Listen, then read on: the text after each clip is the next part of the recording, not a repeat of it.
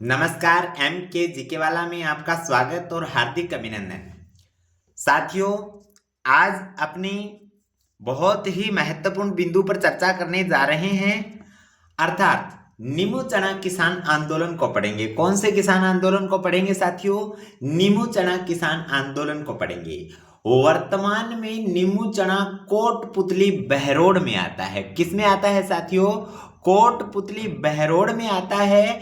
ध्यान रखिएगा, ये जो क्षेत्र है ये प्राचीन काल में अलवर में आता था। कहाँ आता था?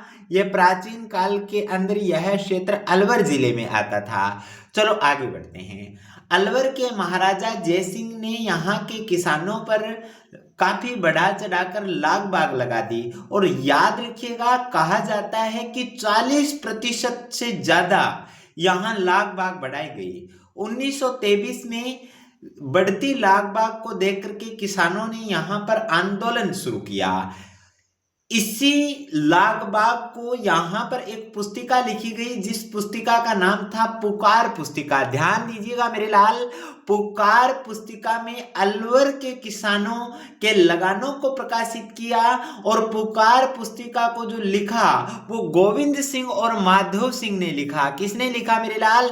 गोविंद सिंह और माधव सिंह ने लिखा। अद्भुत बात है। 14 मई 1925 को नींबू चना स्थान पर किसानों की एक विशाल सभा हो रही थी, जिस पर पुलिस ने अंधाधुंध गोलियां चलाई। क्या?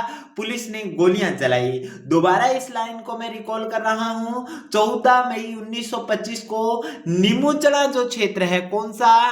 नींबू चना जो क्षेत्र है, यहां पर किसानों की एक सभा हो रही थी, जिस पर पुलिस ने गोलीबारी की।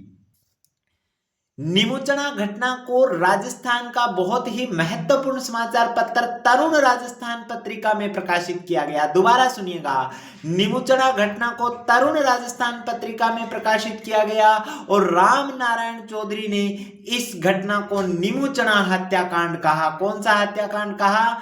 नींबू चना हत्याकांड कहा। नींबू चना घटना को राजस्थान का जलियांवाला बाग हत्याकांड या घटना कहा जाता है। क्या कहा जाता है? जलियांवाला बाग घटना को, जो नींबू चना घटना है, इसको राजस्थान का जलियांवाला बाग हत्याकांड कहा जाता है। याद रखिएगा साथियों, मूल रूप से जो जलियांवाला बाग जो घटनाक्रम घटा था वो 1919 को अमृतसर में घटा था, जहां पर अंग्रेज अधिकारी जनरल डायर ने गोलियां चलाई थी। तो इसी तरह से आम सभा पर नींबू चना के अंदर भी किसानों के ऊपर गोलीबारी की, जिसके अंदर कई सारे किसान साथी मारे गए। तो इसे राजस्थान का जलियांवाला बाग जो घटनाक्रम है वो कहा जाता है। महात्मा गांधी ने, क्या? महात्मा गांधी ने इसे दोहरी डायरशाही कहा। क्या कहा? दोहरी डायरशाही कहा। साथियों याद रखिएगा, अंग्रेज कमांडर छज्जू सिंह ने इस सारे घटना को अंजाम दिया। तो छज्जू सिंह को राजस्थान का जनरल डायर कहा जाता है। क्या कहा जाता है? छज्जू सिंह को राजस्थान का जनरल डायर कहा जाता है। नींबू चना में महिलाओं का नेतृत्व सीता देवी ने किया। एक शब्द आता है साथियों, विश्वेदार। अलवर में किसानों को भूमि का जो स्वामित्व का जो अधिकार था वो विश्वेधार कहलाता था। अरे क्या कहलाता था? विश्वेधार कहलाता था।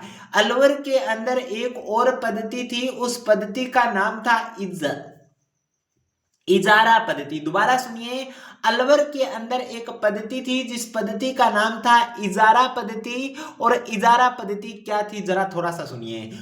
किसी भूमि को ऊंची बोली पर किसी व्यक्ति को निश्चित समय के लिए दे दिया जाता था, वो थी इजारा पद्धति। दोबारा इस लाइन को मैं बता रहा हूं। किसी भूमि को ऊंची बोली पर, और ऊंची बोली जो व्यक्ति लगाएगा उस व्यक्ति को निश्चित समय के लिए दे दिया जाएगा, और निश्चित समय के लिए दे दिया जाएगा। यह पद्धति थी इजारा पद्धति। हल्का सा रिकॉल और करवा देता हूं।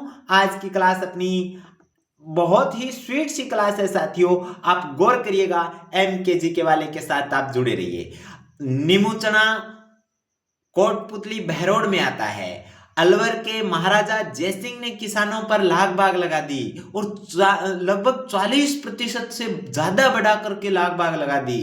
तो किसानों ने 1923 के अंदर यह आंदोलन है वो शुरू किया।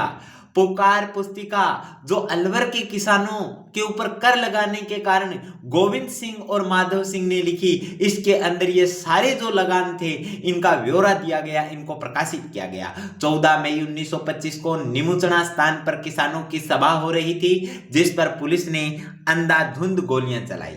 निमुचना घटना को तरुण राजस्थान पत्रिका में प्रकाशित किया और साथियों बहुत ही महत्वपूर्ण व्यक्ति राम नारायण चौधरी ने इस घटना को निमुचना हत्याकांड कहा। निमुचना घटना को राजस्थान का जलियांवाला बाग हत्याकांड भी कहा जाता है।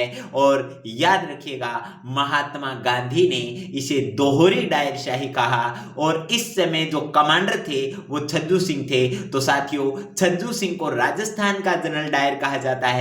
निमुचना के अंदर जो महिलाओं का नेतृत्व किया था वो सीता देवी ने किया था। उसके अलावा दो बातें और याद रखिएगा, विश्वेदार अलवर के किसानों को भूमि स्वामित्व का अधिकार जो जिस पद्धति से दिया जाता था वो व्यवस्था विश्वेदार कहलाती थी। और इजारा पद्धति थी कि भूमि की ऊंची बोली लगाने वाले व्यक्ति को निश्चित समय के लिए एक भूमि है वो दे दी जाती थी। तो साथियों आज हम लोगों ने निमुचना जो घटनाक्रम था, जो निमुचना किसान आंदोलन था, उसको हम लोगों ने पढ़ा। सबको अच्छा लगा। आप MKGK वाले के साथ जुड़े रहिएगा क्योंकि मैं देखना चाहता हूं आपको एक अधिकारी बनते हुए। आप सबका बहुत बहुत धन्यवाद।